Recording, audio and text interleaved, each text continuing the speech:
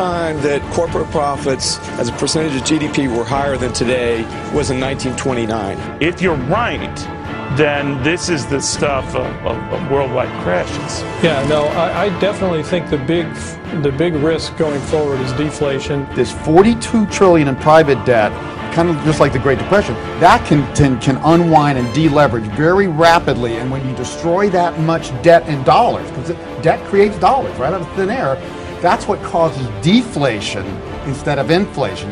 We've essentially added more liquidity to the system. We've gone from private sector leveraging to public sector leveraging. There will be an accident to come.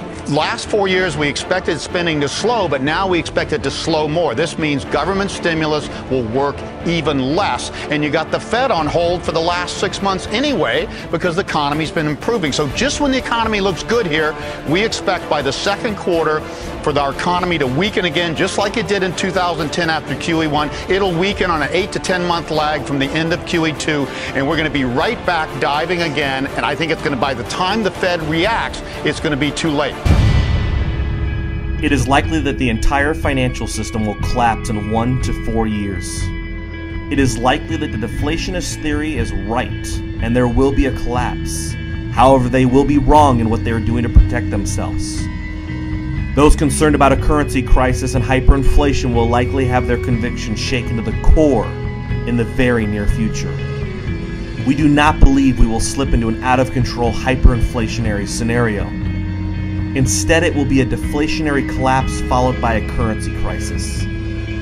However, this will be a worldwide currency crisis, so you won't be safe, even if you are heavily invested in Euro and Pacific currencies. There is a plateau phase between 46 and 50 where the kids are getting out of the nest, either leaving high school or college for the workforce. It's when those kids are fully out of the nest from age 50 on that people's spending dives. And I'm telling you, it goes straight down from age 50 to death. So baby boomers in the highest numbers are going to be in that decline phase starting around 2012. It's the peak of the massive baby boom generation's entire spending cycle.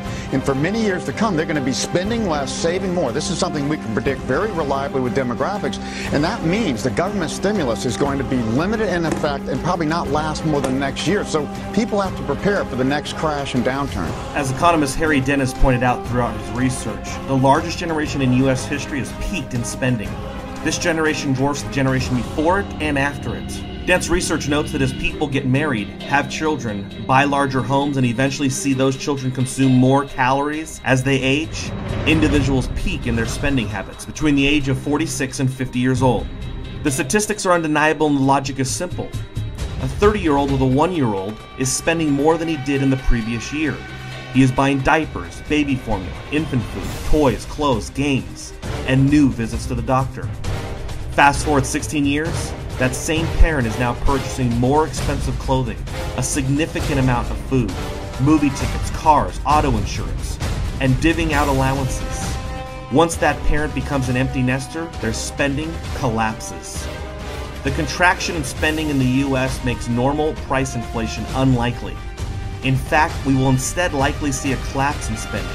And taking into account that the U.S. is a 72% consumer-driven economy, California, one of the largest economies, is an 81% consumer-driven economy, the future is bleak.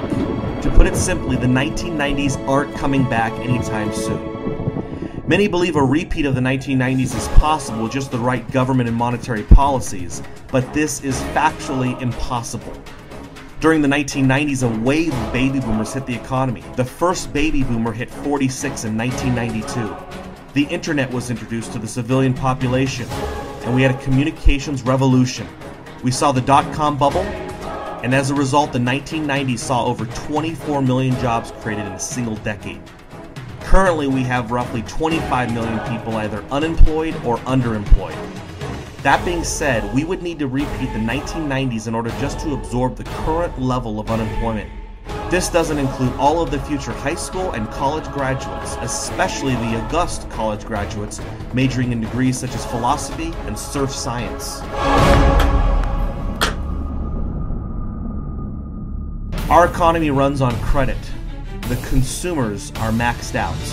when you begin to do the arithmetic of what the rising debt level implied by the deficits tells you, and add interest costs to that ever-rising debt at ever higher interest rates, the system becomes fiscally destabilizing.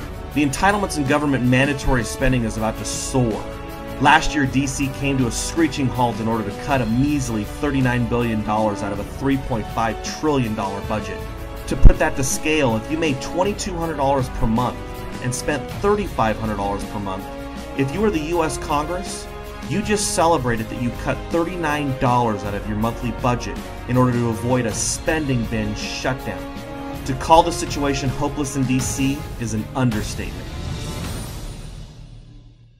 Silver and gold manipulation is seen daily through the work done by the Gold Antitrust Committee, also known as GATA. We know that the large Western banks in collusion with the U.S. government and central bank suppress and manage the price of gold daily. We also know that the banks have admitted to manipulation of the LIBOR rate, not to mention the daily price fixing the Federal Reserve is involved in through the manipulation of our own interest rates.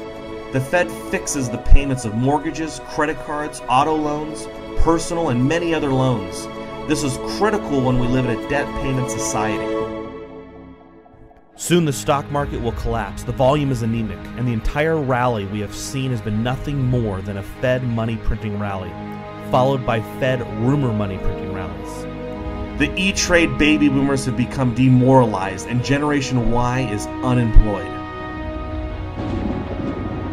There is no driver for jobs, and no driver for a continuous bull market. Even with the 401kers depositing their funds on a monthly basis, giving Wall Street traders regular buyers to sell their shit to, the game is up. The 401k experiment that started in the 1980s will fail as portfolios collapse and everyone holding their funds realizes that all the buyers of the last 3 decades are now sellers.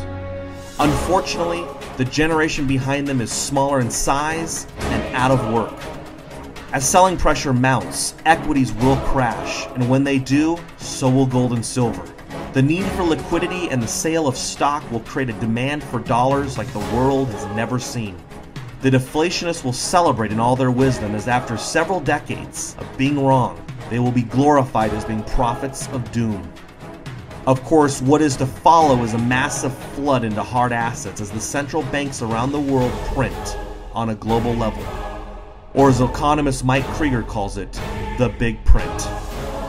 Between the fundamentals of the U.S. economy being in shambles and the central banks printing, the perception and confidence of the U.S. dollar will force a run on fiat currencies. Remember, the baby boomer spending is already in collapse. Tax revenues will drop dramatically just as entitlements begin to soar. During the 1990s, enrollments for Social Security averaged 500,000 annually. During this decade, that number will be closer to 1.5 million. Forget about $1 trillion deficits. It will take that just to help cover the mandatory spending. We will soon see $2 to $3 trillion deficits. And as the national debt soars past 20, 25, and $30 trillion, this type of parabolic move will unleash the fiat currency crisis the hyperinflationists have been warning us about. As governments and investors flood into gold, we will see a parabolic move in gold, silver, and hard asset stocks like gold mining companies. The fraud and the manipulation of the gold price will be revealed. As the SLV and GLD are exposed as reported scams, the day the COMEX defaults and goes into force majeure, liquid assets sitting in trading accounts will flood into the gold mining stocks. Wait a minute, gold mining stocks? Yes, as physical gold and silver become unavailable, investors will move into the next best thing. As ETFs are no longer trusted, liquid money will flow into mining. Sorry, but we just don't see someone with millions of dollars in a trading account calling up Atmex.com. We see them moving those dollars into hard assets with the click of a mouse. Ultimately, those investors who cashed up for the deflationary scenario will be holding worthless fiat currency. However, as a moral victory, they will at first be 100% right. However, in our opinion, there is nothing worse than being right about the economy and losing money. Our advice, stay current, focus on the trends, and protect yourself by being educated in Austrian economics.